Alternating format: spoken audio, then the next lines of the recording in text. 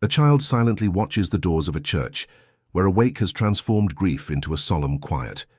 She tries to enter, but is coldly turned away, as if she has no right to be there. Until a man notices her stare, and a crumpled piece of paper changes everything. He thought he knew about his own family. If you're enjoying this story, don't forget to subscribe to our channel and let us know what city you're watching from. Now, on with the story. New York City woke up grey that Thursday in April, the kind of morning where even the sun seems to give up before it tries. On the Upper West Side, in a century-old church wedged between modern high-rises, the silence was as heavy as wet concrete. Too many white flowers, that cloying smell of melted wax mixed with the heavy perfume of funeral wreaths. A low chorus of stifled sobs, people in black exchanging limp hugs, words broken by grief. Outside, however, life went on, indifferent.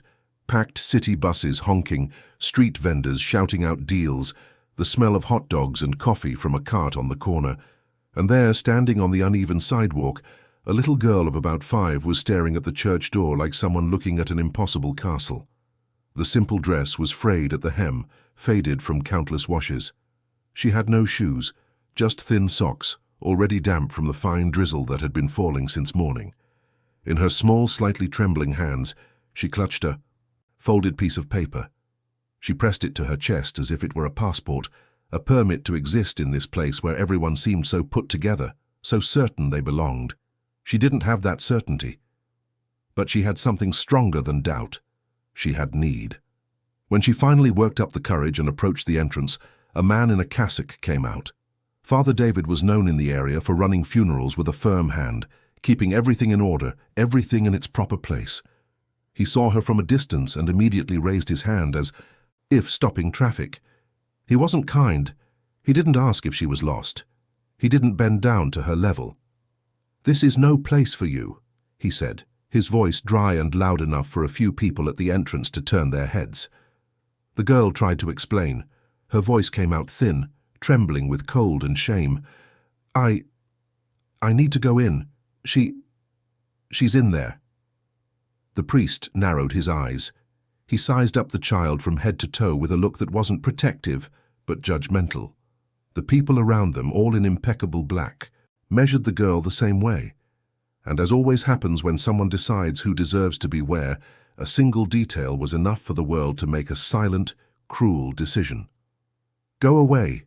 You'll be in the way," the priest insisted, already waving for an assistant to come over. The girl took a step back, but her fingers remained clenched around the paper. She glanced around, looking for a crack, a corner she could slip through, as if dignity were something you had to sidle past, hidden. In a desperate impulse, she tried to run through a gap between the priest and the door. That's when he grabbed her arm, not with explicit violence, but with a firmness that hurt her soul. And it was at that exact moment that everything changed. From the side aisle of the church, a man emerged who was completely out of place in that simple setting. An impeccable grey suit, a perfect haircut, a discreet but clearly expensive watch on his wrist. His posture was that of someone used to commanding boardrooms, to making entire companies change course with a single signature. That man was Michael Taylor, 52 years old, owner of one of the largest construction firms in New York, a name that appeared in society columns and the business section, a man who had built an empire with the same determination some people use to build walls, brick by brick, without looking to the side. But on that day, Michael Taylor was shattered inside. He was coming from the private room where the casket was surrounded only by the closest family and friends. The woman being mourned was Beatrice, his sister. Not the perfect sister he paraded at family lunches on the rare Sundays he stopped working. She was the real sister, the one with whom he had a history full of poorly patched cracks, of half-spoken apologies, of absences always justified by the word work. Michael had cried alone before entering the funeral home. He had felt that old, familiar guilt chewing at his chest, the guilt of having been too strong, too busy, too important, the guilt of having allowed Beatrice to live on the fringes of his glittering world until life called in a debt that no amount of money could pay. When he heard the phrase, "This is no place for you," something inside him woke up, violently. It wasn't just indignation. It was a shiver, the kind of feeling life sends when it wants to warn you that nothing will ever be the same. He stopped in the aisle and looked at the scene, at the girl, and the heart that money had never managed to soften skipped a beat. The face smudged with rain, the big dark eyes with an expression that didn't belong on a 5-year-old. It was the expression of someone who had to grow up too fast, who knew disappointment before she knew the alphabet. And there was something impossible to ignore, a certain shape to her eyes, a way she furrowed her brow when she was scared, the line of her chin. Resemblances that don't require a DNA test, that don't need a lawyer. Resemblances that only ask for the courage to see. Michael felt the ground shift beneath him. "Let her go," he said, his voice firm but not shouting. It was the tone he used in meetings when a director tried to question him, the tone that made powerful men obey without hesitation. The priest tried to maintain his authority, but his voice wavered. "Mr. Taylor, we're at a funeral. This child isn't—" I said, "Let her go." The girl's arm was released immediately. She almost lost her balance but caught herself. She looked at Michael with a mixture of fear and hope, as if he were just another adult ready to send her away. But instead Michael slowly knelt down, right there in front of everyone, ignoring the curious stares and the whispers that were already starting. "What's your name?" he asked, and his voice came out different, more human than it usually was. The girl clutched the paper to her chest and answered almost inaudibly. "They told me to give this to her." "To whom?" Michael pressed, feeling his throat tighten. She gestured with her chin toward the inside of the church in the direction of the casket. That's when the world turned upside down for Michael Taylor. He took the paper carefully as if it were glass. He unfolded it slowly. It wasn't an invitation, not just any note. It was a short letter, written in a hand he would recognize anywhere, Beatrice's handwriting, dated 3 months ago, and every line was a postponed confession, a silent apology, a cry muffled by years of fear. "If I'm ever not here, look for her. I messed up so badly, Michael. I hid her out of fear, out of shame, because I thought you would judge me the way I judged myself. But she's part of our story. She's my daughter, and she deserves to come back to her family. Please don't let the world do to her what it did to me." Michael's hand trembled. He reread the letter, once, twice, 3 times, and each reading was a punch to the gut, a door opening into a dark hallway he had never wanted to walk down. Beatrice had a daughter he never knew, a niece who had existed for 5 whole years without his knowledge, and not because Beatrice was a bad person, but because she lived a life where asking her successful brother for help seemed more humiliating than going without. Michael slowly raised his eyes and looked at the girl. The noise of the church faded away. The people around him became blurs. Only she existed in that moment, small and wet and scared, holding a piece of paper that changed everything. Did you come alone?" he asked, trying to keep his voice steady. The girl shook her head. "I was with a lady, but she said I couldn't go in and she left." And with that simple sentence, a second layer of the tragedy was revealed. The girl wasn't just motherless. She had been abandoned by the person who was supposed to be helping her. Michael took a deep breath, his nostrils flaring, trying not to explode right there. But like any good plot twist, the pain never comes alone. It always brings questions. Why did Beatrice hide her? Who was the father? Why was the child with some lady? Who was this lady? And most importantly, who was profiting from all this silence? Michael stood up and faced Father David. His voice was low, but carried a weight that made the air thick. "You just threw a child out of her own mother's funeral. If this is no place for her, then it's no place for anyone." The priest tried to justify himself, talking about rules, respect, decorum. But Michael wasn't listening anymore. He had already made a decision. That day, besides saying goodbye to Beatrice, he was going to start unearthing truths that someone had worked very hard to keep buried. But of course things weren't going to be simple. As soon as Michael took the girl's hand and started leading her toward the room with the casket, the movement caused ripples. Rose, Michael's sister-in-law and wife of his younger brother, came striding over with the look of someone about to solve a problem before it becomes a scandal. "Michael, what are you doing?" she stage whispered. smiling at the people around them, but with daggers in her eyes. "Who is this child?" "She's my niece," he answered, each syllable weighing a ton. Rose blinked several times, as if she'd been slapped. "What do you mean, niece? Beatrice didn't have any children. Michael, you're in shock. You need to sit down, breathe." "I'm fine, and she's staying with me." A cousin appeared out of nowhere, always a little too interested in family matters, especially when those matters involved money and inheritance. Scott had that way about him of seeming helpful, while always calculating his own advantage. "Michael, calm down. Let's talk about this later with a clear head. Today isn't the day to—" "Today is exactly the day," Michael cut in, his voice still low but sharp.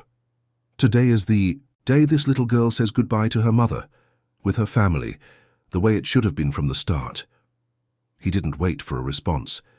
He continued down the side aisle, the girl's small, cold hand held tight in his. When they got near the casket, Michael felt his chest tighten in a way it hadn't in years. Beatrice was there, too made up, too serene, too far away. He had spent 3 hours that morning looking at his sister's face, trying to find the words for an apology that had come too late. The girl stopped in front of the casket. She didn't cry the way 5-year-olds cry with loud, desperate sobs. She cried like someone who has already learned that crying loudly doesn't bring anyone back. She touched the polished wood with her fingertips and whispered something Michael could barely hear. "I came, but they wouldn't let me." That sentence cut Michael like glass. He understood in that painful instant that Beatrice had tried to fix things. Late, scared, hidden, but she had tried. And now it was up to him to do what he had never done right. Be a real family. After the service, when the casket was carried out and people began to disperse, Michael ignored all the stares. He picked the girl up even though she was a little too big for it and carried her to his car. She didn't resist. She just snuggled in like a frightened animal that had finally found a warm corner. On the way, Michael called Paul, his lawyer and friend of decades. "Paul, I need you. Now. It's urgent." As he drove down the FDR drive, the traffic as heavy as ever, Michael glanced in the rearview mirror. The girl was asleep in the back seat, clutching the crumpled paper. He didn't even know her name yet. He didn't know where she lived, how she lived, what she ate, what stories she carried, but he knew with a chilling certainty that everything in his life had just changed. When he arrived at his apartment, a massive penthouse on the Upper East Side, Michael realized for the first time how cold the place was. Modern, expensive, impeccable, but cold. There were no toys, no bright colors, no life. It was the home of a man who worked 16 hours a day and slept the other 8. The girl woke up when he took her out of the car. She looked at the tall building and the doorman in his uniform and got scared again. "You live here?" she asked, her voice thin. Michael realized he didn't even know how to answer. Did he live here? Or did he just store his things here between workdays? "I do. And now you do too." She didn't seem to believe him. Inside the apartment, Michael didn't know what to do. He called his housekeeper, Mrs. Eulalia, a woman who had worked for him for 15 years and had the kind of motherly warmth he'd never had the courage to properly appreciate. "Mrs. Eulalia, I need you to come over. I have a child here." There was silence on the other end. "A child, Mr. Taylor? What do you mean?" "It's a long story. Please, just come." While he waited, Michael tried to talk to the girl. She was sitting on the edge of the immense leather sofa, her feet not even touching the floor. She looked at everything with those big eyes, as if she were in a museum where she wasn't allowed to touch anything. "What's your name?" he asked again, sitting in an armchair across from her. "Laura." "Laura." The name came out with difficulty, as if she wasn't sure she was allowed to use it there. "Laura what?" She looked down. "Just Laura." Michael felt his throat close up. A child who didn't even have a full name.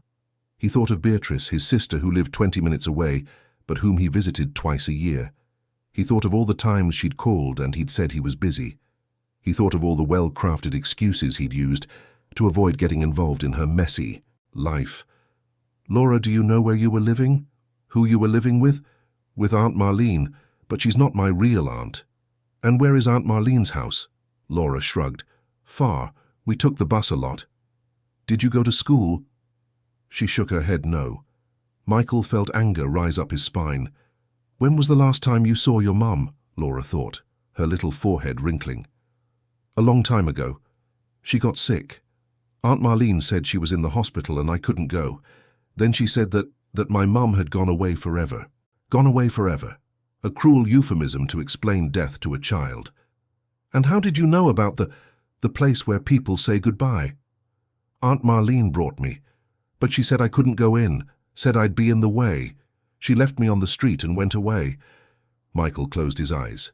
This Marlene hadn't just abandoned the child. She'd left her alone at the door of a funeral home. This wasn't negligence. It was calculated cruelty. Mrs. Eulalia arrived an hour later, out of breath. She looked at Laura and then at Michael with an expression, that mixed confusion and tenderness. Good heavens, who is this child? She's my niece, Beatrice's daughter. Mrs. Eulalia's eyes widened, but she was a wise woman. She didn't ask questions in front of Laura. She just came closer, knelt down, and smiled in that way only women who have raised children know how to smile. Hi, Laura. My name is Eulalia, but you can call me Lala. Are you hungry? Laura looked at Michael, as if needing permission. He nodded. She then whispered, I am. Mrs. Eulalia took her to the enormous kitchen and started making food. Michael stayed in the living room, looking at the crumpled paper Laura had left on the sofa. He picked it up again, reread Beatrice's letter. At the end, there was a line he hadn't noticed before. She's with Marlene for now. Marlene gets help to take care of her, but I know the money isn't being used right. I need to fix this. I need to get Laura out of there. But I'm scared. I'm so scared, Michael. Help from whom? Where was this money coming from? Michael picked up his phone and called Paul again. Paul, I need you to investigate a woman. Name, Marlene, last name unknown. She was living with a child, my niece, and receiving some kind of stipend or financial aid. I want to know where that money was coming from, where it's going now, and who authorized the payments. Paul, ever efficient, didn't ask unnecessary questions. I'll get on it right away. Michael, you know that if there's something shady here. I know. That's why I'm asking you to investigate.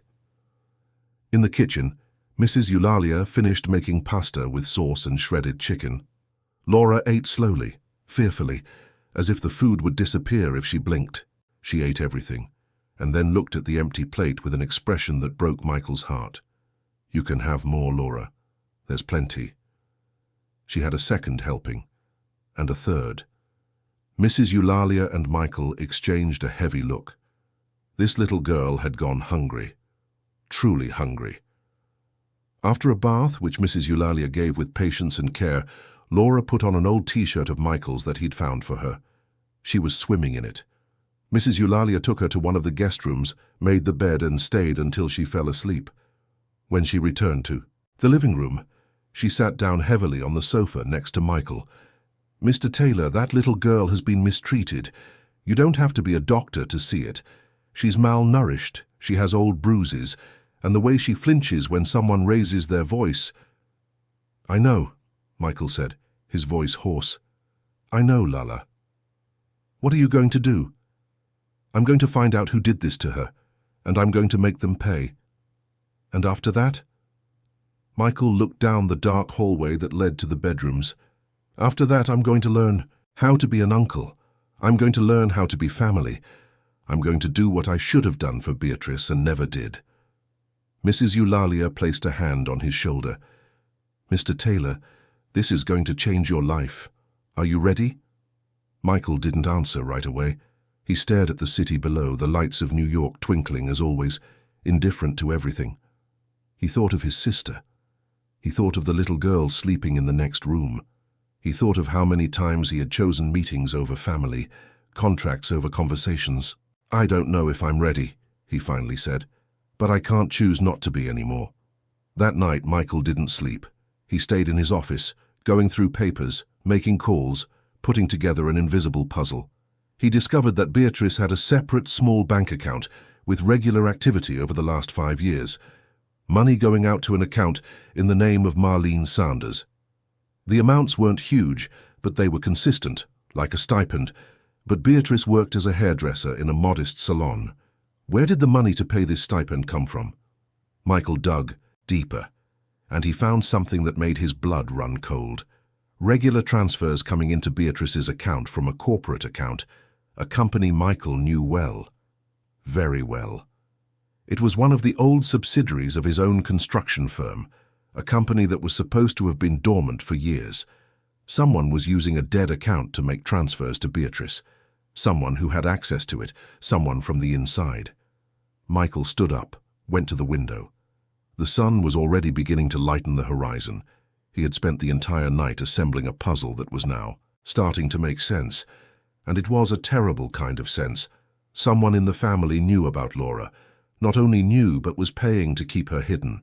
And now that Beatrice was gone, that someone probably wanted to make sure the secret disappeared with her. But Michael wasn't going to let that happen. Not even if he had to turn his entire family upside down. Not even if he had to fight with everyone. Not even if he had to spend every last cent he had. He went back to the room where Laura was sleeping. He stood in the doorway, looking at the small girl curled up in the immense blanket. She was sleeping, holding the paper with Beatrice's letter, and Michael made a silent promise. To Laura, to Beatrice, to himself. I will find out everything. I will bring you back to where you always should have been, and whoever tried to erase your existence will pay, whatever it costs. The first rays of sun came through the window, and Laura woke with a start. For a second, she didn't know where she was. The room was too big, the bed too soft, the silence too strange. She was used to waking up to the sound of traffic bleeding through thin walls, to people arguing in the next apartment, to the smell of fried food wafting up from the deli downstairs. Here, everything was different. Even the air seemed cleaner. She got up slowly, her bare feet sinking into the thick carpet. She opened the door carefully, as if it were forbidden to leave. The hallway was empty, but she heard noises coming from somewhere. She followed the sound and found the kitchen. Mrs. Eulalia was making coffee, humming an old song under her breath. Good morning, little one. Sleep well? Laura shrugged. She didn't know if she had slept well. She had dreamed of her mother, of Aunt Marlene yelling, of a door slamming in her face. She had woken up several times during the night, thinking something was wrong, that someone would show up and send her away. Come on, sit down, I'm going to make you a big breakfast. Laura sat on the edge of the chair, watching Mrs. Eulalia make pancakes, cut up fruit, and squeeze fresh orange juice. There was so much food that Laura got scared again. Scared of eating. Too much. Scared of getting used to it. Scared that it would all be taken away suddenly. You can eat as much as you want, you hear. No one goes hungry here. But Laura ate slowly, chewing each bite as if it were her last. Michael appeared early, already dressed in a suit but without a tie this time. His eyes were red from lack of sleep, but his face was determined. He had spent the night on the phone, going through documents, planning his strategy. Now he looked at Laura with a mixture of tenderness and discomfort. He didn't know how to talk to a child. He'd never had kids, never wanted them, always said he didn't have time. Good morning, Laura. Good morning, she replied softly, without looking up from her plate. I have to go out for a bit today, but Lala will be here with you, okay? Laura nodded. Michael hesitated as if he wanted to say something more but didn't know what, so he just touched her shoulder lightly and left.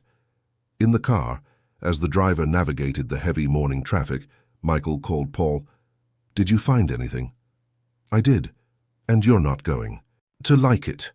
This Marlene Sanders has been receiving $5,000 a month for the last 5 years. The money was coming from that old subsidiary of your construction company, Taylor Development, which you shut down in 2018. Except someone reactivated the account 2 years later quietly and has been making these transfers ever since. Who authorized it? Paul paused. The digital signature is Scott Taylor's, your cousin. Michael felt his blood boil. Scott, the cousin who always wanted a bigger role in the company, who always complained he didn't get the recognition he thought he deserved, who was always watching the family's finances. Scott knew about Laura. Not only knew, but was paying to keep her hidden. The question was, why? Keep digging. I want to know if anyone else is involved. And find out where this Marlene is now. Already on it. Michael, you need to understand this could get ugly. If Scott was embezzling money from the company, even from a dormant account, there are criminal implications. And if the family finds out you're investigating, let them find out. I don't care about a scandal anymore. I only care about the truth. He hung up and stared out the window. New York was buzzing outside, millions of people rushing to work, to pay bills, to survive. And he, who had always thought himself so different, so above it all, was discovering that deep down he was just like everyone else, flawed, blind, capable of ignoring what was convenient to ignore. When he arrived at the construction firm's office, a glass tower in Midtown, Michael went straight to the conference room. He summoned Scott with a short email. I need to see you now, no excuses. Scott arrived half an hour later, wearing that rehearsed smile of someone who thinks he can control any situation. Michael, what a surprise. I thought you'd be taking a few days off after yesterday. You must be devastated about Beatrice. Sit down, Michael said, his tone clipped. Scott sat, still smiling, but the smile was already starting to crack at the edges. I want you to explain to me why for 5 years you authorized monthly transfers from a company account to a woman named Marlene Sanders. Scott's smile died instantly. His face went white, then red, then white again. He opened his mouth, closed it, opened it again. I don't know what you're talking about. Don't lie to me, Scott. I have the transactions, I have your digital signature, I have everything. Now you're going to explain to me why you were paying the woman who was taking care of my niece, or rather, the niece you knew existed and hid from me. Scott swallowed hard. He ran a hand through his hair, the nervous gesture of someone being cornered. Michael, look, it wasn't like that. Beatrice came to me 5 years ago, desperate. She said she had a daughter, that she couldn't afford to raise her properly, that she needed help but was too ashamed to ask you. She begged me, pleaded with me not to tell you, said you would judge her, that you would... Lies! Michael slammed his hand on the table. Beatrice would never ask you for anything. You two barely spoke. So stop stalling and tell me the truth. Scott fell silent, his jaw tight. Michael stood up, moved closer, his voice low and dangerous. You used my company to embezzle money. You used my sister's name to cover your tracks. And you kept my niece hidden. Why? What do you get out of... What? Tit? Scott finally exploded. What do I get? I get to not see another Taylor dragging the family name through the mud. Beatrice was already enough of a problem, living in that ridiculous little house, working in some salon in the outer boroughs, showing up to family parties in thrift store clothes. And then she shows up pregnant, no father, no explanation, and you think I was going to let everyone know about it? Let another bastard show up to split the inheritance? The word echoed in the room like a gunshot. Michael had to restrain himself from punching his cousin right there. Get out of my company now, you're fired. You can't fire me, I'm a partner, You're a minority partner, and you just admitted to embezzlement. So you have two choices. You walk out of here now, or I call the police, and you leave in handcuffs. Your call. Scott stood up, the chair scraping against the floor. His face was pure rage. You're going to regret this, Michael. That girl isn't who you think she is. There are things about this story you don't know. And when you find out, you'll understand I was protecting you. He slammed the door on his way out. Michael stood there, breathing deeply, trying to calm his fury. There are things about this story you don't know. What did Scott mean by that? He went home in the middle of the afternoon, something he never did. Mrs. Eulalia was in the living room with Laura, trying to get her to draw, but Laura was just making nervous scribbles, gripping the pencil tightly. How is she? Michael asked quietly. Scared. She doesn't talk much. I asked if she wanted to watch TV. She said she's never seen one up close. I offered to let her pick out new clothes. She said she doesn't need any. This child is used to not asking for anything, Mr. Taylor. She's used to being invisible. Michael looked at Laura. She had glanced up when he came in, but quickly looked down again, as if she didn't want to be a bother. Laura, can I talk to you? She nodded, putting the pencil down. Michael sat on the sofa next to her, keeping some distance so as not to frighten her. I wanted to ask you some questions about Aunt Marlene. Is that okay? Laura tensed up immediately. Is she coming to get me? No. You never have to go back there again. Laura seemed relieved, but still suspicious. Was Aunt Marlene nice to you? Laura shrugged. Sometimes. When she had money, she'd buy bread. When she didn't, she'd get mad. And when she got mad, what happened? Laura looked down again, her fingers playing with the hem of her t-shirt. She'd yell, said I was too much trouble, said my mom had abandoned me and that nobody would ever want me. Michael closed his eyes for a second, the anger rising again. Your mom didn't abandon you, Laura. She was sick. But she loved you. And she left a letter asking me to take care of you. Do you understand that? Laura shook her head, but her eyes were full of doubt. How do you explain love to a child who has only known rejection? If you were in Michael's shoes, would you have taken Laura home immediately or waited to understand the situation better? Let us know in the comments. That night, after Laura was asleep, Michael got a call from Paul.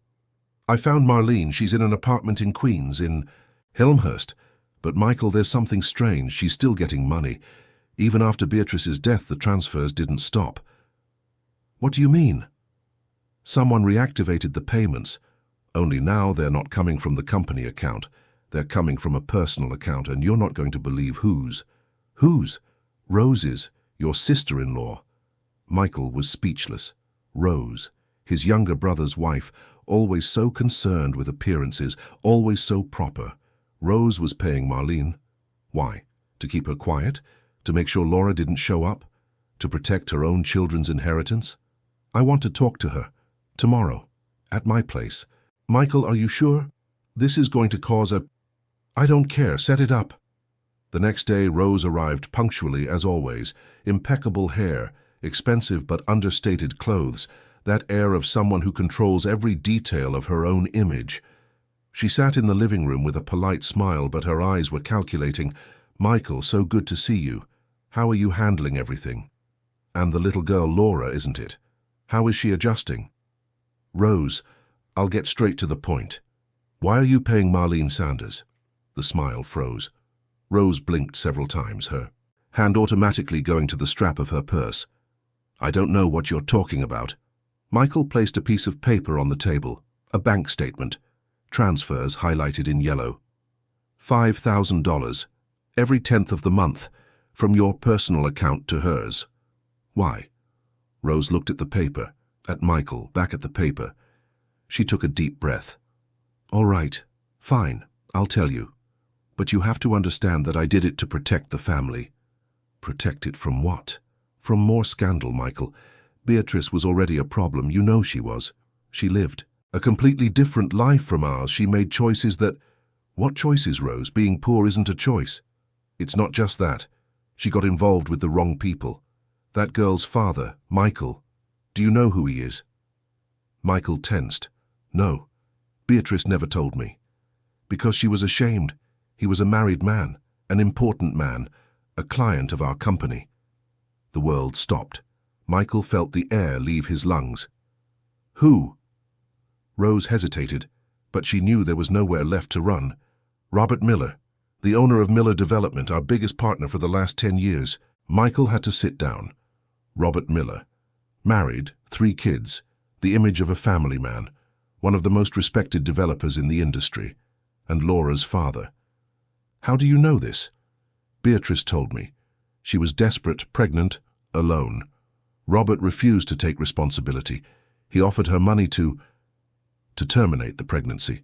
She refused, so he just disappeared, cut off all contact. And when Laura was born, Beatrice came to me for help, not you, because she was ashamed, but me. I connected her with Marlene, an acquaintance who looked after children. I started paying Marlene to take care of Laura while Beatrice worked, but over time the situation got complicated. Beatrice was getting sicker, Marlene was getting more demanding, and I didn't know what to do anymore. So you hid everything from me. You let my sister suffer alone. You let my niece live in terrible conditions, all to protect a contract with Robert Miller's company? Rose stood up, her voice sharp. It wasn't just that. It was to protect you, too. Do you think Robert would have let this leak? Do you think he would have accepted losing his reputation over some... Be careful with your next word, Michael cut in, his voice icy. Rose closed her mouth. She took a deep breath, trying to compose herself. Michael, I know you're angry, but think about it. If this gets out, it's not just Robert who goes down. It's you, too. It's the company. It's everyone.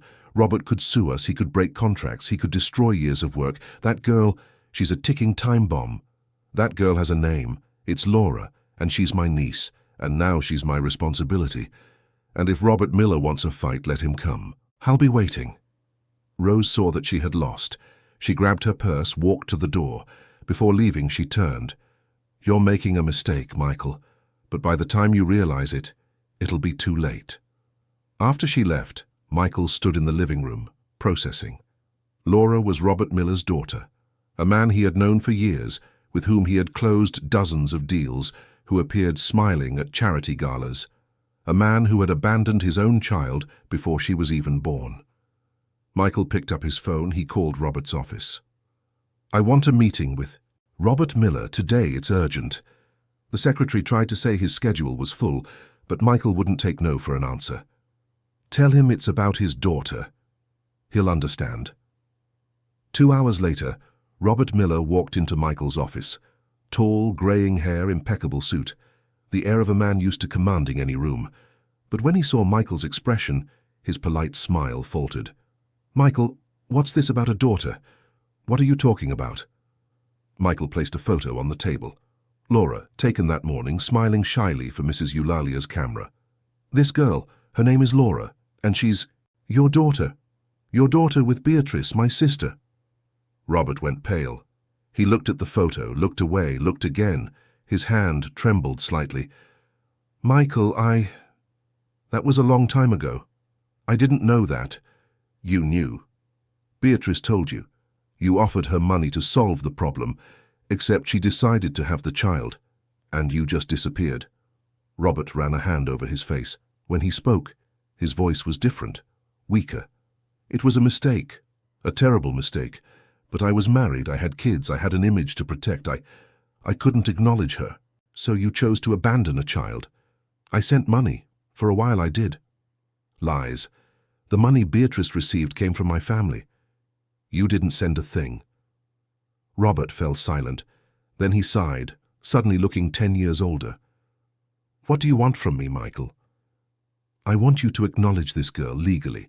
I want her to have her father's name on her birth certificate. I want 5 years of back child support, and I want you to explain to your wife and your children what you did. Robert shot to his feet. Are you insane? That will destroy my marriage. It will destroy my family. Your daughter already lost her mother. Is she going to lose her father too? This is blackmail. This is justice. You have 1 week to decide.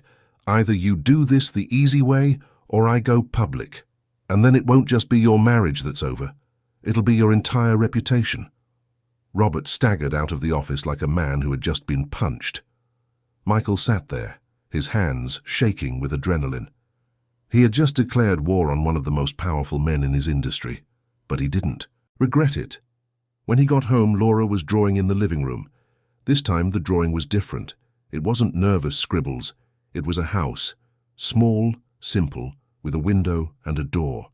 And next to the house, 2 stick figures, one big, one small, both holding hands. Michael sat beside her, looking at the drawing. Who are those people? Laura looked at him, her eyes big and serious. It's us. And for the first time since this all began, Michael felt something that wasn't anger or guilt or fear. It was hope. Hope that maybe, just maybe, he could fix what was broken. That maybe he could be the family Laura deserved. But deep down he knew things were still going to get worse before they got better. Because in every good story, secrets never come alone. And the biggest one was yet to come. That night, Michael lay awake, thinking about everything he had discovered. Robert Miller, Scott, Rose, each with their piece of the blame, each with their well-constructed excuse. But deep down, They had all made the same choice, to protect their own image instead of protecting a child. And the most painful part was admitting that he himself had been part of that machine of neglect. Because if he had paid more attention to his sister, if he had asked more questions, if he had truly cared, instead of just sending money occasionally and thinking he was doing his part, maybe none of this would have happened. In the next room, Laura was also awake. She stared at the high ceiling, at the shadows the streetlights made on the wall. She still couldn't believe this place was real, that the food wouldn't run out tomorrow, that no one would yell at her for making noise. Part of her was still waiting to wake up and find it was all a mistake, a dream too good to be true. She thought about her mother. The last few times she saw her, Beatrice was always tired, always sad, always apologizing. Apologizing for not having a better home, for not being able to buy toys, for having to leave Laura with Aunt Marlene while she worked. Laura never really understood why her mother apologized. For her, just having her mom around, even for a little while, was enough. But now her mom was gone, and Laura had to learn to live in a world where love came in different forms from people she was still getting to know. In the days that followed, a routine began to form. Michael hired a child psychologist, Dr. Helen, to help Laura process everything that had happened. The sessions were difficult. Laura didn't like to talk, was defensive, answered in monosyllables, but Dr. Helen was patient. She used drawings, games, stories, and slowly Laura began to open up. She talked about the nights she went to bed hungry, about the fear of making noise because Aunt Marlene would get angry, about the day she tried to ask about her mother and got yelled at so loudly that she never asked again. Each revelation was a knife in Michael's chest. He would listen to Dr. Helen's reports at the end of each session and have to step out onto the balcony, take deep breaths to keep from exploding with rage. "How can a child go through that and nobody does anything?" he asked once, his voice thick with emotion. Dr. Helen looked at him with understanding, but also with firmness. "Michael, vulnerable children go unnoticed every day. The system fails people. Look away, and by the time someone finally sees, it's sometimes too late. But it's not too late for Laura. You found her. You're here. And that's already a lot." "But it's not enough," he murmured. "No," Dr. Helen agreed. "But it's a start." Michael also took other steps. He enrolled Laura in a private school near his apartment, a small, welcoming school where she could start slowly. He bought her new clothes, toys, books. But he noticed that Laura didn't really know how to play. She would pick up the toys, look at them with curiosity, but then put them back carefully, as if she didn't have permission to actually use them. It was Mrs. Eulalia who finally taught Laura how to be a child again. She would sit on the floor with her, make funny voices for the dolls, laugh loudly when Laura did something silly. And slowly, very slowly, Laura began to smile. It wasn't a big, carefree smile. It was a shy, cautious smile, from someone still testing if it was safe to trust. But it was a smile. In the midst of all this, the family war was just beginning.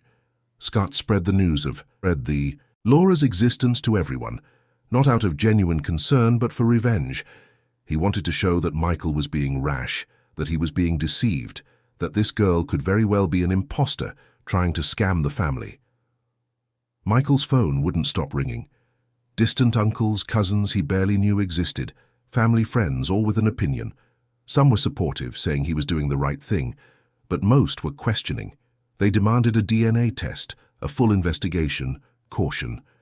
As if a 5-year-old girl were a threat, as if DNA were more important than the obvious fact that this child had been abandoned and mistreated.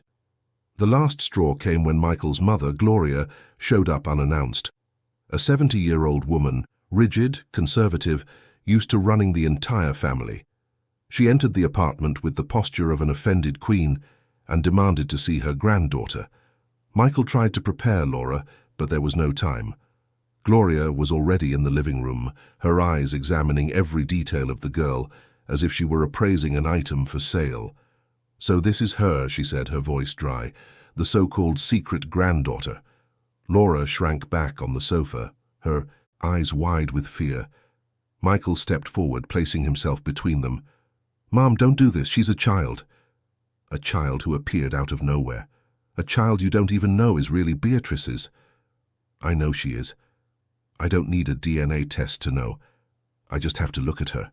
Gloria looked, and for the first time her expression faltered, because it was impossible to deny. Laura had Beatrice's eyes, the shape of the Taylor family's face, even that way of furrowing her brow when she was nervous, just like Michael did. Gloria saw all of this, and felt something she didn't expect. Guilt. Because she had failed Beatrice too. She had judged her daughter's choices, had distanced herself when Beatrice needed a mother most, had preferred to keep up appearances rather than offer real help. And now she stood before the granddaughter she never knew, a granddaughter who had existed for 5 years in poverty while her grandmother lived in comfort. Gloria sat down heavily. She was silent for a long minute. When she finally spoke, her voice was different, weaker, more human. "She looks just like Beatrice when she was little.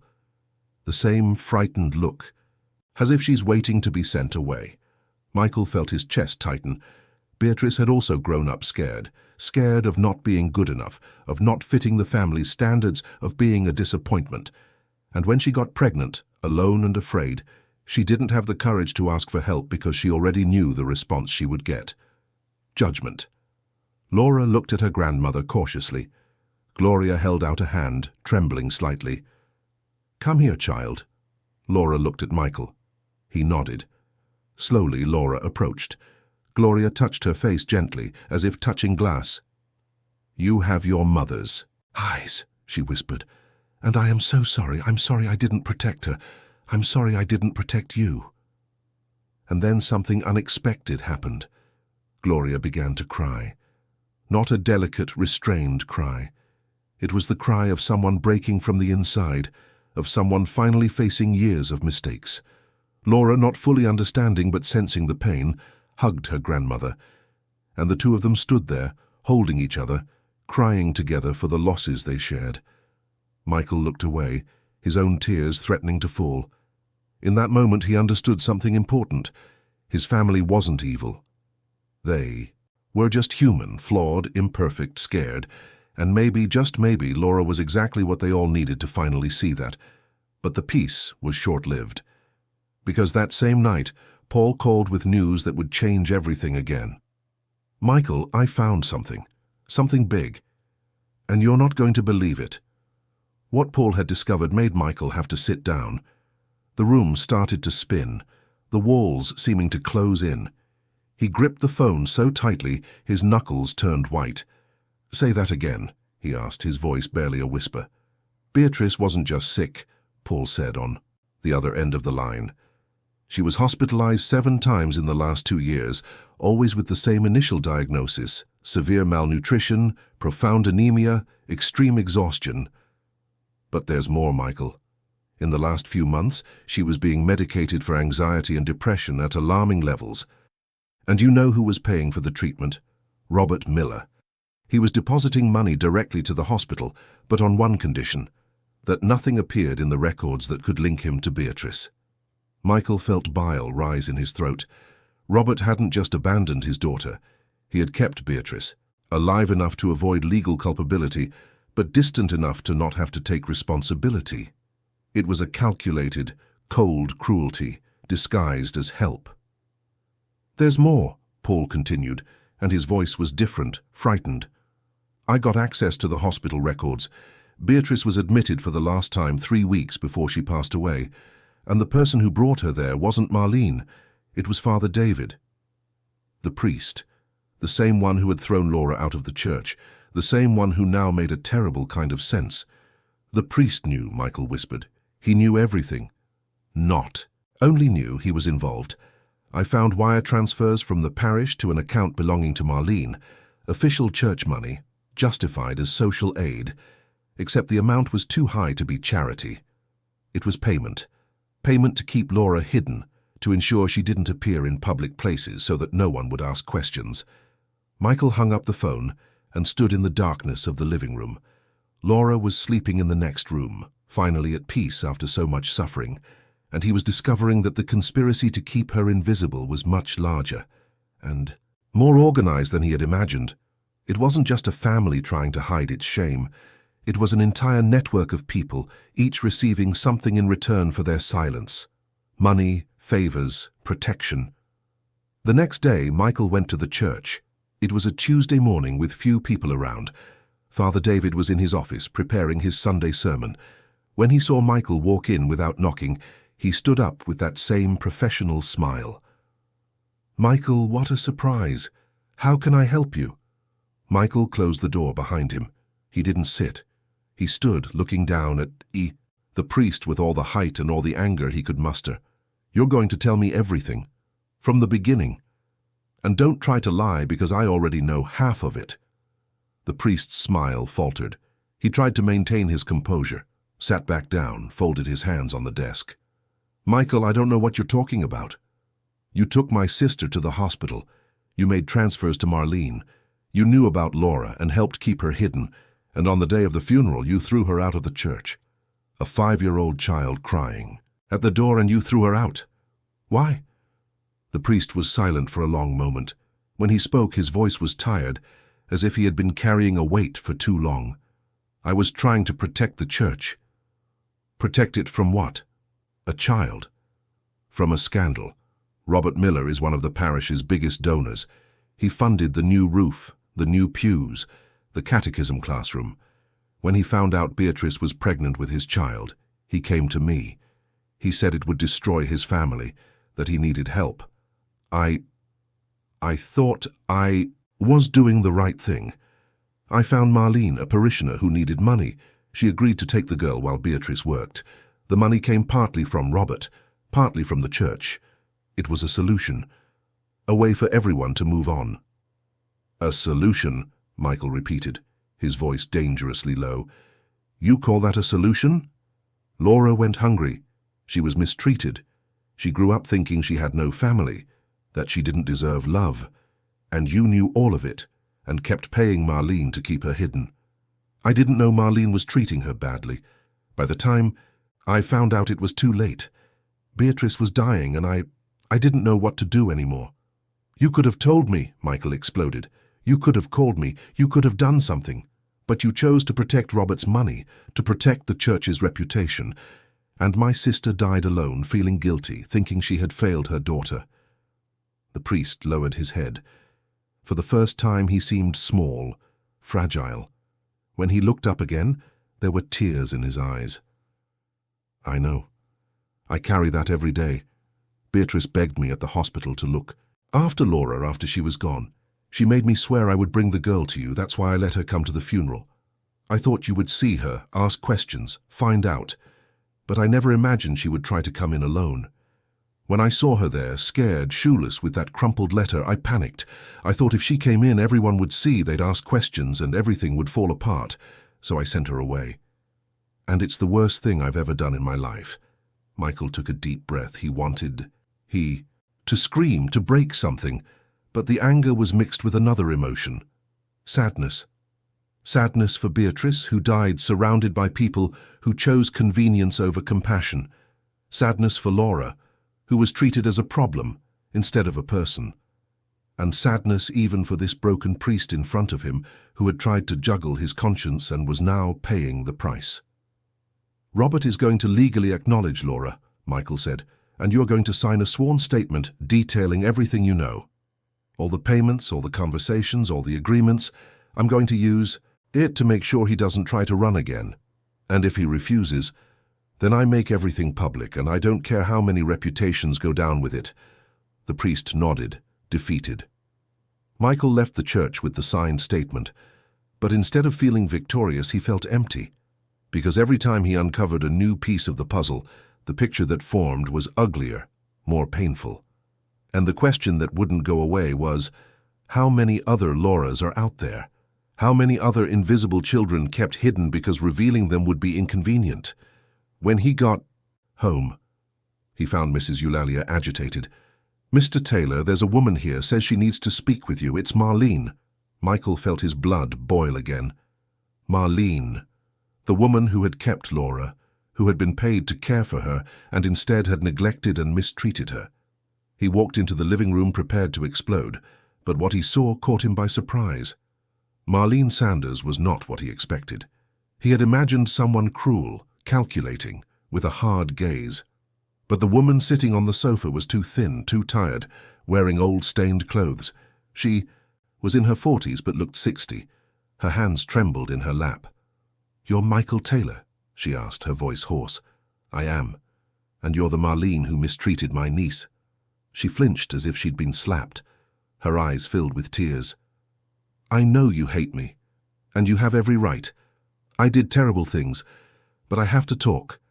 I have to tell the truth before it's too late." Michael crossed his arms, keeping his distance. "Then talk." Marlene took a deep breath, her hands clutching an old purse in her lap. "When the priest came to me, I was desperate. I had just lost my job, I was behind on rent, I had no way to pay my bills. He said I'd get $5,000 a month to take care of a little girl. It seemed like a miracle. At first I tried. I swear I tried. Laura was little, quiet, no trouble. But the money was never enough. I had old debts, loan sharks on my back, and the $5,000 would be gone before the end of the month. I started cutting back on things for Laura. Less food, fewer clothes, less everything.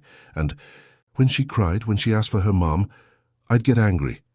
Angry at myself, at the situation, and I'd end up taking it out on her." "You let a child go hungry," Michael said, his voice cold as ice. "Did you hit her?" Marlene lowered her head in shame. "I yelled. I'd push her if she was in the way, but I never hit her to hurt her. I know that doesn't excuse me. I know what I did was terrible. But I need you to understand. I was drowning. And when Beatrice died, I panicked, because the money was going to stop. And I didn't know what to do with Laura." "Why did you take her to the funeral?" "Because Beatrice had left a letter with me, too, asking me to take Laura to you. But I was scared. Scared you'd ask questions, that you'd find out how I'd treated her. So I left her at the door and ran. I thought someone would take her in, that someone would do what I failed to do." Michael felt disgusted. Disgusted with Marlene, with the whole situation. But a part of him, the part that was trying to understand everything, asked the right question. "Why are you here now? Why did you come to tell me this?" "Because someone came to see me. Someone offered me money to lie, to say that Laura isn't Beatrice's daughter, that she's an imposter, that I got her from someone else and I'm trying to scam your family." Michael tensed. "Who?" Marlene pulled a piece of paper from her purse. A check for $100,000, signed by Scott Taylor. "He offered me this to make Laura disappear. Said he'd give me another $50,000 later if I stuck to the story. But I've done enough wrong.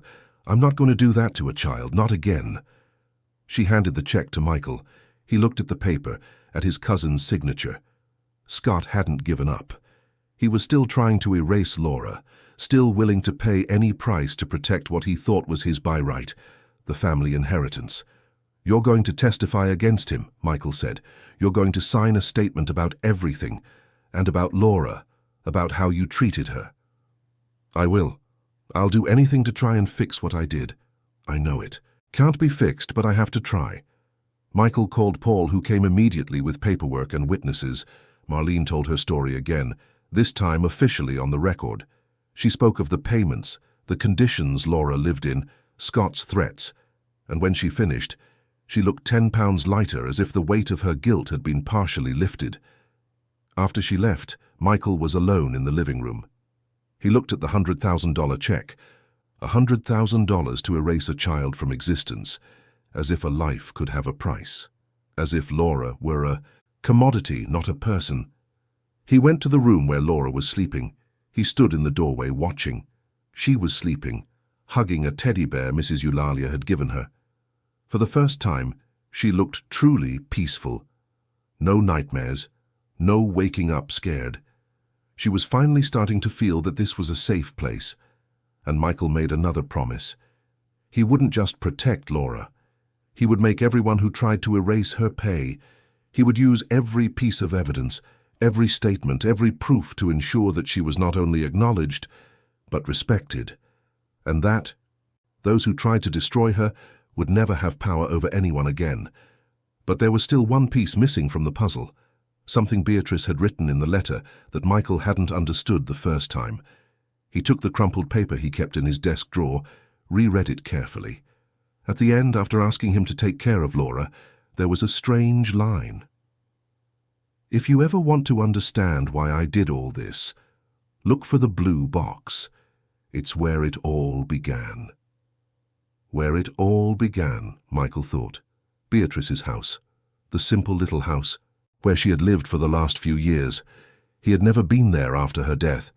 He hadn't had the courage, but now he had to. The next day he got the address from Paul and drove there.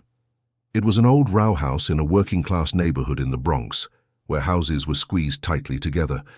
The door was locked, but Michael had the keys the hospital had returned. He entered slowly, as if stepping into a sacred space. The house smelled of must and loneliness. There was little furniture, all of it old and worn, but it was clean, organized. Beatrice may have been poor, but she had dignity. Michael walked through the small rooms, his heart aching. This was where his sister had lived. This was where she cooked, slept, cried. This was where she had raised Laura in the early years, before she had to hand her over to Marlene. In the bedroom, on top of a wardrobe, Michael found a blue shoebox. He took it down carefully, sat on the bed, and opened it. Inside were photos. Lots of photos. Beatrice pregnant, smiling at the camera. Beatrice with baby Laura in her arms. Beatrice. And Laura at the playground in the park, at the ice cream shop. In every photo they were happy. They had little, but they had each other. But there was more. Letters. Letters Beatrice had written to Laura but never delivered. Letters explaining why she had to work so much, why she sometimes couldn't be there, why life was hard. And at the bottom of the box, a sealed envelope with Michael's name on it. He opened it with trembling hands. Inside was a long letter. Beatrice's handwriting, the script he had known since childhood, and every word was a confession, a belated apology, an explanation she never had the courage to give in life. "Michael, if you're reading this, it's because I didn't have the courage to tell you in person. I know you're going to be angry. You'll want to know why I hid Laura, why I didn't ask for help. The truth is simple and painful. I was ashamed. Ashamed of falling in love with a married man, ashamed of believing his promises, ashamed of getting pregnant and having him offer me money to solve the problem, as if our daughter were a problem to be eliminated. I refused the money. I kept Laura. But then I realized that raising a child alone is impossible when you can barely support yourself. I reached out to you a few times. I called, I texted. But you were always busy, always in a meeting, always had something more important. And every time you said you'd talk later, I became more convinced that I wasn't a priority, that we had grown up in different worlds, you in your empire, me in my daily struggle. So I accepted the priest's help. I left Laura with Marlene during the day, worked until I couldn't stand and picked her up at night. It was an exhausting routine, but it was what I had, until I got sick, and then everything fell apart. I wanted to be better, Michael. I wanted to be stronger. But the world is cruel to women like me. Robert went on with his life, building his empire, smiling in photos with his wife, and I was left here trying to survive, raising our daughter alone. Now that I'm leaving, my biggest regret isn't having Laura. It's not fighting harder for you to know her, because she needs family, Michael. She needs to know she's loved, that she has value, that she isn't a mistake or a problem. And I trust that you, despite everything, will give that to her. You'll be the uncle I never let you be. You'll be the family she deserves. Forgive the sister who disappointed you, and take care of my little girl. With love and longing, Beatrice.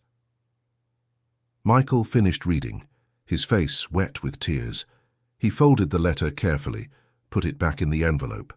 He sat on his sister's bed in the silence of that small house, and finally let the grief come. He cried for Beatrice, for the hard life she had. He cried for Laura, for her years of suffering.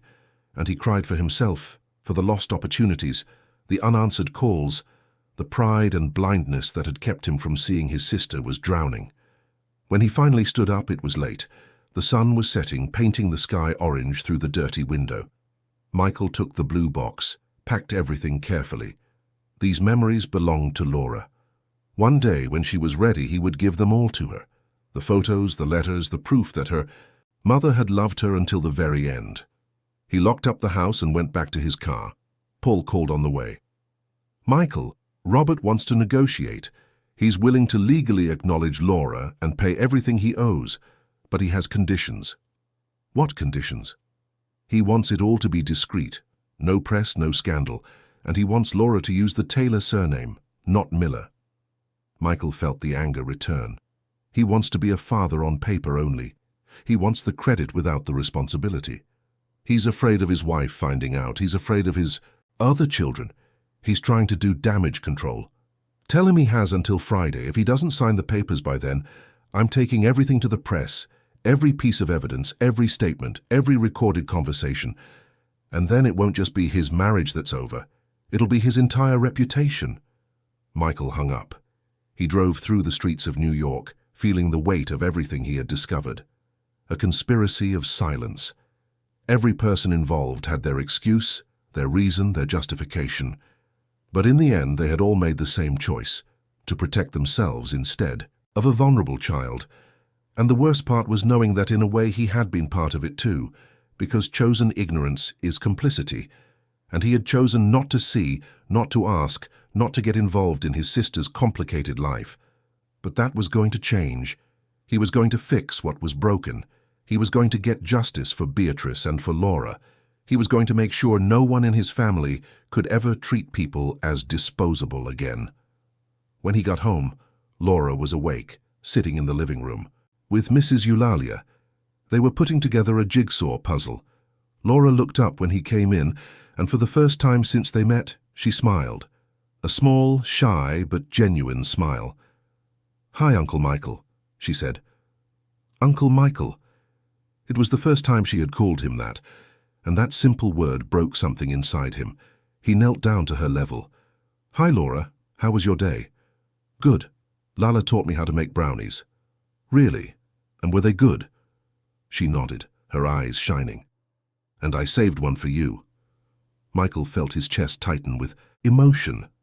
He took the brownie she offered, ate it slowly, savoring every bite. It wasn't the most well-made dessert in the world. It was a little lopsided, with too many sprinkles. But it was the most important brownie he had ever eaten, because it was the first one his niece had made for him. It was the beginning of something new between them. "It's delicious," he said. "Best brownie I've ever had." Laura smiled again, more openly this time. And in that moment, Michael knew everything was going to be okay. It wouldn't be easy, it wouldn't be fast, but it would be okay. Because now he had something he'd never had before, a real reason to fight. It wasn't for money or for the company or for his reputation. It was for her, for Laura, for family. Friday arrived. Michael woke up earlier than usual, his stomach in knots with anxiety. It was the deadline he had given Robert Miller, the day everything would be decided. He put on his suit carefully, checked the documents Paul had prepared, took a deep breath. Today wasn't about business anymore, it was about justice. Laura was in the living room having breakfast, with Mrs. Eulalia when he left. She had started school the week before, and despite her initial fear, was adjusting well.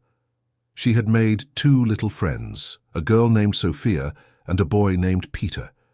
For the first time in her life, she had real friends, kids her own age who saw her as an equal, not a problem. "Bye, Uncle Michael," she said, waving a hand sticky with jam. "Bye, kiddo. This afternoon we'll do something fun together. You pick." Her eyes lit up. "Really? Anything?" "Anything," he promised, smiling. When he got to the office, Paul was already waiting with a serious look on his face. "He's coming, but he's bringing lawyers." "Of course he is," Michael replied, unfazed. A coward to the end. Half an hour later, Robert Miller walked into the conference room. He was thinner, with dark circles under his eyes, his posture tense. He had 3 lawyers trailing him, all with full briefcases and professional expressions. But Michael knew fear when he saw it, and Robert was terrified. "Good morning," Michael said, gesturing to the chairs.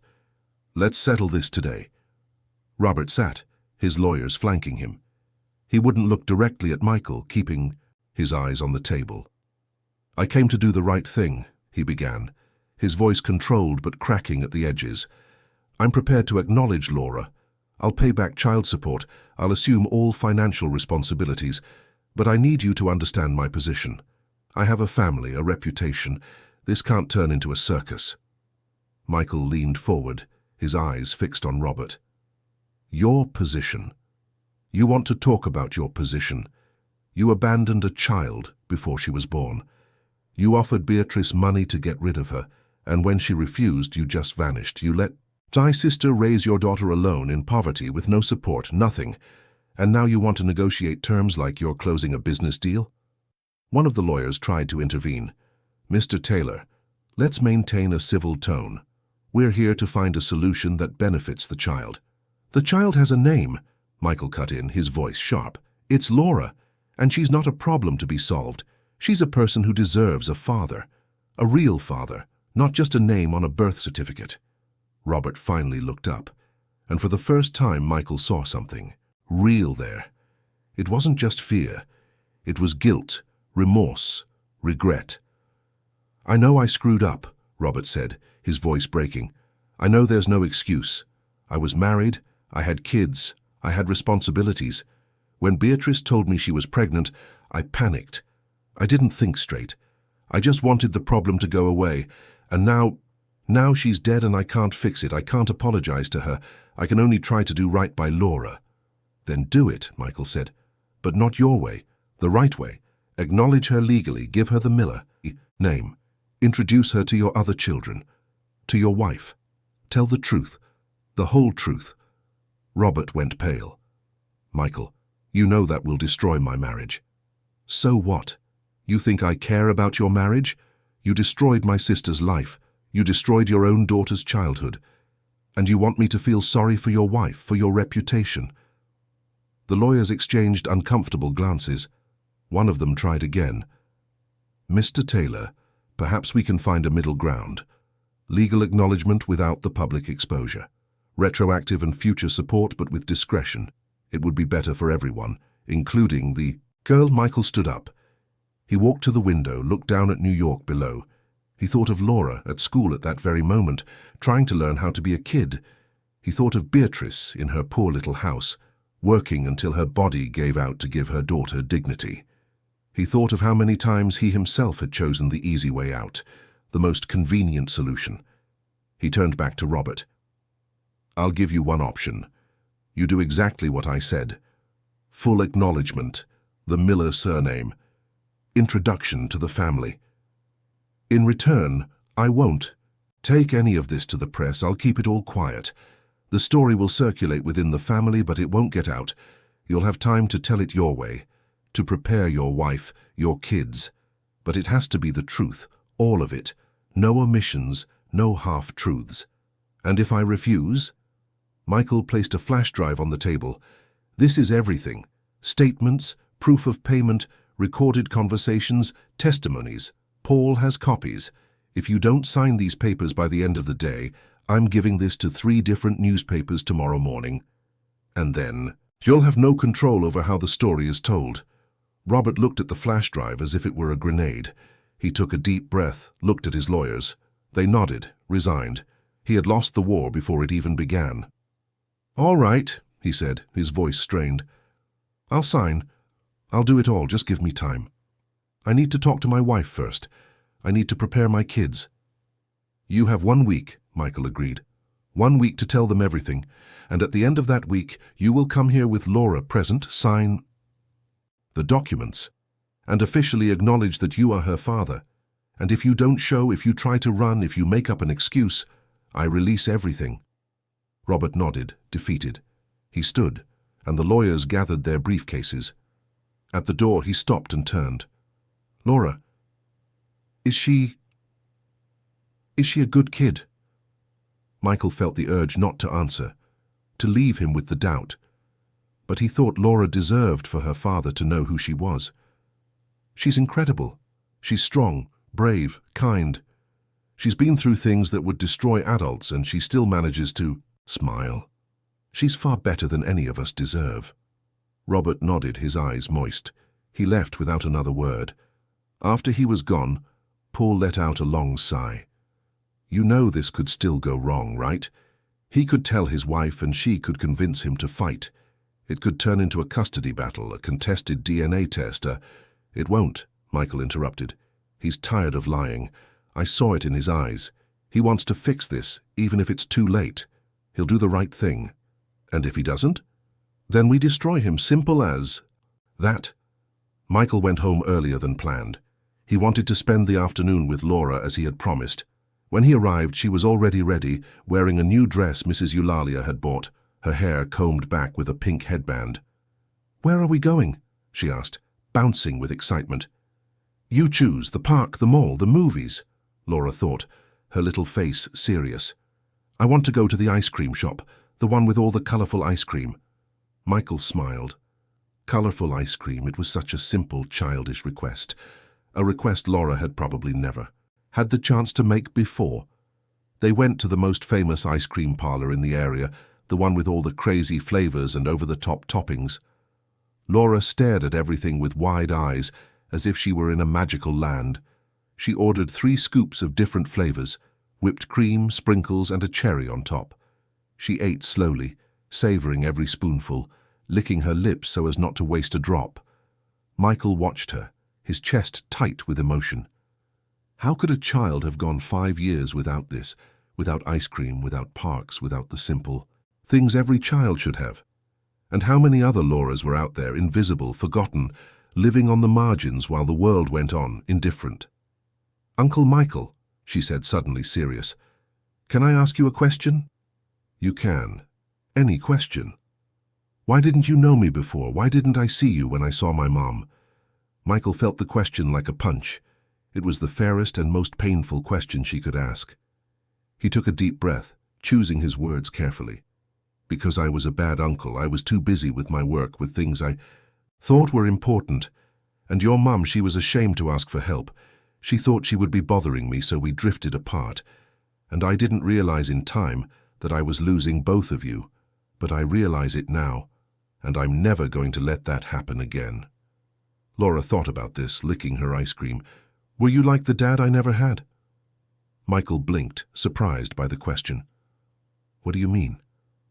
My mom said once that my dad couldn't be with me, that he was too important, too busy. I always imagined he, like you, rich, with big buildings and nice cars, and that he didn't want me because I wasn't important. Michael felt his world crumble. He put down his own ice cream, took Laura's small hands in his. Laura, listen to me. You are important. Very important. What happened was not your fault. It was the adult's fault. It was my fault. Your mom's fault for being afraid to ask for help, and your dad's fault for being a coward. But it was never, ever your fault. You deserve love. You deserve a family.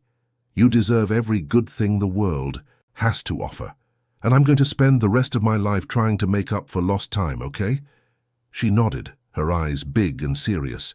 Then she asked something Michael didn't expect. Am I going to meet my dad? Michael hesitated. He didn't want to lie, but he also didn't know if it was the right time to tell her everything. You will, soon. He wants to meet you. He's just getting ready to do things the right way. Is he nice? Michael thought of Robert, of the broken man he had seen in his office earlier. He made mistakes, big mistakes, but I think he wants to fix them. And when you meet him, you can decide for yourself if you want him in your life or not. I won't force you to do anything. Laura went back to her ice cream, thoughtful. Michael watched her and realized something incredible. She was processing everything with a startling maturity. She was 5 years old, but she had already learned lessons some adults never learn. About abandonment, about forgiveness, about second chances. In the days that followed, life settled into a more stable routine. Laura went to school every morning, coming home with stories about what she had learned, about playing at recess, about the nice teacher who read funny stories. Mrs. Eulalia cooked dishes Laura had never tasted, taught her old nursery rhymes, and gave her the grandmotherly affection the girl had never had. And Michael, for the first time in his life, left work early to be home for dinner, to help with homework. to watch cartoons, to simply be present. The family began to adjust to the new reality as well. Gloria came back a few times, and each visit was a little less tense, a little more genuine. She brought gifts for Laura, told stories about Beatrice as a child, and slowly built the bridge she should have built years ago. Some cousins who had been skeptical at first came to meet Laura and left charmed. It was impossible not to like her, with her sweet way of speaking and the curious way she asked about everything. Scott was officially fired and was facing charges for embezzlement. Rose distanced herself, ashamed, but Michael knew that one day he would have to have a serious conversation with her too. About responsibility, about family, about doing the right thing even when it's inconvenient. And then the day came.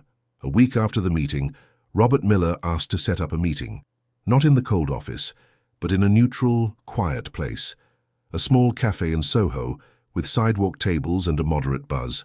Michael brought Laura, carefully explaining who she was going to meet. "Remember, I said your dad was going to meet you. He's waiting for us today." Laura was quiet the whole car ride, nervous but not terrified. Michael held her hand as they entered the cafe.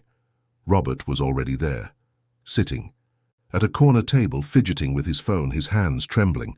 When he saw Michael and Laura walk in, he stood up. His face was different, lighter, as if a weight had been lifted. "Hi," he said, his voice hoarse. "Hi," Michael replied. "Laura, this is Robert, your dad." Laura looked at him, studying him. Robert knelt down to her level. "Hi, Laura. I'm your dad, and I'm so sorry. I'm sorry I wasn't here before, for not knowing you, for leaving you and your mom alone. I was wrong, so wrong, and I know sorry isn't enough. But I want to try. I want to be a real dad if you'll let me." Laura kept looking at him, not speaking. Michael tensed, ready to intervene if she got scared, but then she said something simple and devastating. "You look sad." Robert blinked, surprised. "I am sad. Very sad. For everything I lost. For everything you lost." "My mum used to be sad too. She would cry at night when she thought I was asleep, and I wanted to fix it, but I was too little." Robert felt tears fall uncontrollably. Here was his daughter, a 5-year-old girl he had abandoned, and she was feeling sorry for him. She was showing more empathy than he had ever shown her. Do you want to sit with me? Have some juice? I'd love to get to know you better." Laura looked at Michael. He nodded. She then sat down, letting Robert pull out the chair for her. Michael sat at a nearby table, close enough to intervene if needed, far enough to give them space. For an hour, Robert and Laura talked. It was awkward at first, full of uncomfortable pauses. But slowly, Robert started asking the right questions, about school, about her friends, about the things she liked. And Laura, cautious but curious, began to answer. She told him about the colorful ice cream, about Lala, about the brownies she had made. When the conversation ended, Robert was different, more human, more real. He said goodbye to Laura carefully, promising he would be back, that he would be present. After Laura went with Mrs. Eulalia to buy a book at the shop next door, Robert stayed with Michael. "I told my wife," he said. "It was the hardest conversation of my life. She's devastated, angry, hurt. But she didn't ask for a divorce. She said she needs time. I told my kids too. They're confused, but they're good kids. They'll accept Laura eventually." "And you? How are you?" Robert sighed. "I feel free. For the first time in 5 years, I'm not carrying this weight. I know it doesn't change what I did. I know it doesn't erase the suffering. But at least now I can look in the mirror." "You're going to have to prove it," Michael said. "It's not just about signing a paper. It's about being there for birthdays, for school plays, for ordinary days. It's about building trust. And it's going to take time, maybe years. Maybe she'll never completely forgive you, but you have to try." "I will," Robert promised. "I won't give up on her again. Never again." The months that followed were a slow but steady healing process. Laura started calling Michael Uncle Michael for real, with a tone of familiarity and affection. Robert showed up every week, always on time, always bringing some small thing, always trying. And Laura, little by little, began to make room for him, not as the father he should have been from the start, but As the father he was trying to be now. School became an important part of her life. Laura discovered she liked to draw, that she was good at telling stories, that she could make her classmates laugh. Her teacher told Michael she had enormous potential, that she just needed support and encouragement. And Michael provided that in abundance, enrolling her in art classes, buying supplies, hanging every one of her drawings on the refrigerator as if it were a masterpiece. Gloria became a constant presence, showing up every Tuesday to pick Laura up from school and take her for a snack. The two developed a special bond, that of a grandmother and granddaughter, filled with the kind of love that comes with the wisdom of someone who has made mistakes and learned from them. And Beatrice, who had departed leaving so much unresolved, now lived on through the stories they told Laura, about how she was funny, stubborn, brave, about how she loved her daughter with everything she had, even when she had so little. Laura would grow up knowing her mother didn't abandon her, that her mother fought until she couldn't fight anymore, and that she left her in hands that, though they took too long, were finally holding her right. One sunny Sunday, 6 months after that grey funeral, Michael hosted a family lunch. Gloria, Robert and his sons, a few cousins, Mrs. Eulalia. A happy chaos of people, laughter, and abundant food. Laura was in the middle of it all, playing with the half-brothers she had just met, running through the living room, finally being a kid. Michael watched her from a distance, a glass of juice in his hand.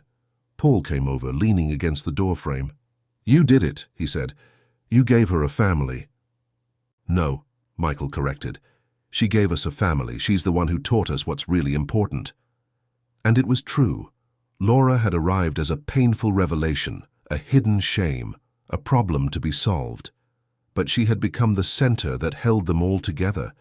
She had become the reason for proud people to learn humility, for selfish people to learn generosity, for busy people to learn presence. Laura ran up to Michael, breathless from playing. "Uncle Michael, did you see? I won the game." "I saw, you're really good." She smiled, that wide, genuine smile that now appeared so often. "You know what I was thinking? When I grow up, I want to be like you. I want to build buildings, too." Michael felt his chest tighten, not with sadness, but with pride. "You're going to be better than me, much better, and I'll be here to see it." She hugged him and ran back to her game. Michael stood there looking at the chaotic and beautiful scene of an imperfect but real family, and for the first time in a long time, he felt he was exactly where he was supposed to be. That night, after everyone had gone home and Laura was asleep, Michael went into her room. He stood in the doorway watching. She was sleeping, hugging her teddy bear, her face peaceful, free of nightmares. On the nightstand, a new photo, Laura, Michael, and Mrs. Eulalia, all smiling for the camera. A family built not on blood, but on choice. On the daily decision to be present, to love, to protect. Michael walked over, adjusted the blanket on her, and kissed her forehead gently so as not to wake her. And he whispered, as he did every night since she arrived, "Good night, kiddo. You're safe, you're loved, and you will always, always have a home here." Laura stirred a little, murmured something inaudible, and went back to sleep. And Michael left the room with a full heart, knowing he had finally done what his sister had asked for in her letter. He had given Laura what she always deserved, a family. Dear listeners, we hope the story of Laura and Michael has touched your heart. If you were moved by this journey of redemption, family and second chances, click the like button, subscribe to the channel, and tell us in the comments what part resonated with you the most. Every day we bring you intense stories like this one, revealing the deepest side of the human soul and reminding us that it's never too late to do the right thing. We'll see you in the next episode.